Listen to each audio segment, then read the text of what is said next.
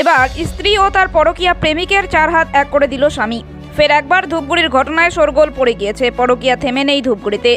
রবিবার ফের একবার স্ত্রী ও তার প্রেমিককে হাতে নাতে ধরল স্বামী। ঘটনাটি ঘটেছে ধূপগুড়ি পৌরসভার 15 নং ওয়ার্ডের বর্মনপাড়া এলাকায়। ঘটনার খবর চাউর হতেই ভিড় জমান এলাকার বাসিন্দারা। এরপরে স্থানীয় একটি মন্দিরেই স্ত্রী ও তার পরকীয়া সম্পর্কের প্রেমিকের বিয়ে দিয়ে দেন স্বামী নিজেই। ঘটনার খবর পেয়ে ঘটনাস্থলে পৌঁছায় ধূপগুড়ি থানার পুলিশ।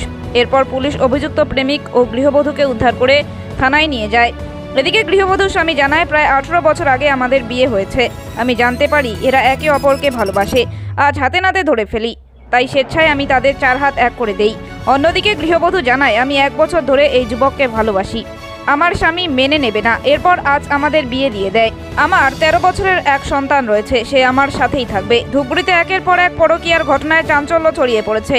সদ্য 1 সপ্তাহ আগে ধূপগুড়ির সাকুয়াঝোড়া 2 নম্বর গ্রাম পঞ্চায়েতের পূর্ব মল্লিকপাড়া এলাকায় স্ত্রীর পরকীয়া সম্পর্ক হাতে নাতে ধরে ফেলায় সালিশি সভার মাধ্যমে স্ত্রীকে পরকীয়া সম্পর্কের প্রেমিকের হাতে তুলে দেয় স্বামী। রবিবার ফের ধূপগুড়ির 15 নং ওয়ার্ডের বর্মনপাড়া এলাকার একই ঘটনায় শোরগোল পড়ে গিয়েছে গোটা ধূপগুড়ি জুড়ে। দুজনের সম্পর্ক ছিল, ভালোবাসা। আপনি কবে জানতে পারলেন যে তারা ভালোবাসা? আমি এরা 1 বছর থেকে ভালোবাসে, কিন্তু আমি জানতে পারছি কিছুদিন হলো। ঠিক আছে, কিছুদিন হলো জানতে পারছি। আজকে কি ওই প্রেমিক কি আজকে দেখা করতে আসছে?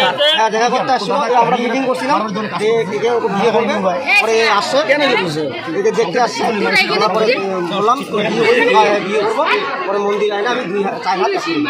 আপনি নিজে আপনার বউকে প্রেমিকের হাতে তুলে দিলেন? আপনার নাম? গৌতম সরকার। এটা কোন এলাকা? এটা বর্মনপাড়া 15 নম্বর ওয়ার্ড।